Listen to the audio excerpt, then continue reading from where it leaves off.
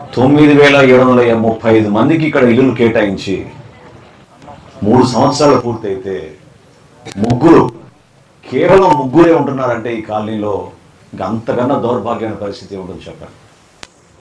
భూమి ఏమో 140 కోట్లు పెట్టి కొన్నారు. ఈ భూమిని 140 కోట్ల రూపాయలు. ఎంత దూరం ఉంది తెనాలిపట్నం నుంచి చెప్పండి. 7-8 కిలోమీటర్లు మీరు రావాలంటే కనీసం రోడ్డు కూడా వేయలేదు దుర్మార్గంగా వీళ్ళు 4 సంవత్సరాల నుంచి. ఆ రోజున 35 లక్షల రూపాయలతో నేను రోడ్డు వేశాను. ఆ రోడ్డు ఈరోజు ఎట్లా మారిపోయింది చూడండి. అసలు నాకు రావడానికే 40 నిమిషాలు పట్టింది. ఇక్కడ వచ్చిన వాళ్ళందరిలో ఎంతమందికి ఇళ్ల స్థలం ఇచ్చారు, కానీ మీకు ఇళ్ల స్థలం ఎక్కడుందో తెలియదో మీ చేతులు లేపండి. మీకు ఎవరు తెలియదు అనమాట ఇళ్ల స్థలం ఎక్కడుందో. ఏదో కొన్ని సమస్యలు ఉంటాయని అనుకున్నాం, కానీ వందల సంఖ్యలో వేల సంఖ్యలో సమస్యలు ఉంటుందని ఊహించలేదు. నేను మీకు మాట ఇస్తున్నానమ్మా, ఈరోజు 4వ తారీఖు, వచ్చే నెల 4వ తారీఖుకి మళ్ళీ మనం ఇక్కడే సమావేశం ఏర్పాటు చేసుకుందాం. మీకు మాట ఇస్తున్నాను, ఈ నెల రోజుల్లో కొన్ని చేయగలిగే పనులు ముందు మీకు చెప్తాను. ఒకటేంటంటే మీ ప్లాట్ ఎక్కడుందో మీకు 100% మిమ్మల్ని తీసుకెళ్లి చూపించే బాధ్యత ఈ అధికారులది, హౌసింగ్ డిపార్ట్మెంట్ నుంచి ఎట్టి పరిస్థితుల్లో చూపిస్తారు. రెండోది, ఎవరైతే కాంట్రాక్టర్లో మోసం చేసి మీద డబ్బులు తీసుకున్నారో, ఎవరైతే పూర్తి చేయలేదో వాళ్ళకి 2 వారాలు గడువిద్దాం. 3వ వారం కల్లా వాళ్ళ పనులు మొదలు పెట్టబోతే ఖచ్చితంగా డిఎస్పీ గారు, ఈ హౌసింగ్ గారు వాళ్ళపైన కేసులు పెట్టి మేము ముందుకెళ్తాం. 3వ అంశం, దీంతో పాటు మేము చేయాల్సింది ఏంటంటే, ఇప్పుడే మన పబ్లిక్ హెల్త్ వాళ్ళు చెప్పారు, ఖచ్చితంగా ఈ కాలనీని ఆదర్శవంతమైన కాలనీగా మార్చుతాం.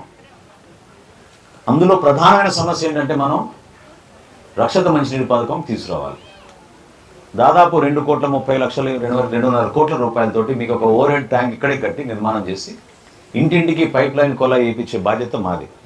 సో ప్రతి ఇంటికి కూడా, ఈ కాలనీలో ప్రతి ఇంటికి రక్షిత మంచినీటి పథకం ద్వారా మీకు మంచినీరు అందేటట్టు ముందుగా మేము ఆ పనులు కూడా మొదలు పెడతాం.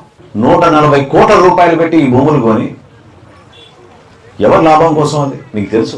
దాని వెనక కథంతో ఏం జరిగిందో మీ అందరికీ తెలుసు. ఎంక్వైరీ చేస్తున్నారు తహసీల్దార్ గారు. ఖచ్చితంగా వదలను, ఎవరిని వదలను. దాంట్లో చేసిన అవినీతిని మాత్రం వదిలే ప్రసక్తే లేదు. 140 కోట్లు దానికి ఖర్చు పెట్టారు, 60 కోట్ల రూపాయలు ఖాళీ కోసం ఖర్చు పెట్టామని చెప్పారు. ఏముంది ఇక్కడ ఖర్చు పెట్టింది చెప్పండి. రోడ్ల గురించి ఎక్కువ మంది అడుగుతున్నారు. కాలనీలో నేను పర్యటించినప్పుడు, నేను నడిచినప్పుడు కూడా నాకు చాలా స్పష్టంగా నాకు అర్థమైంది, అది ఎట్టి పరిస్థితుల్లో కూడా పూర్తి చేయాలి.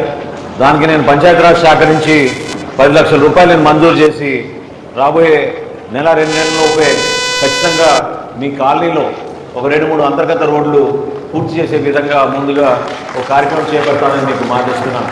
ఈరోజు ఉదయమే నేను చెప్పాను, ఈ హౌసింగ్ గారికి తెనాల్లో ఉన్న ఆఫీసులో ఒక హెల్ప్ డెస్క్ లాగా ఏర్పాటు చేస్తాం, సహాయ కేంద్రం ఏర్పాటు చేస్తాం.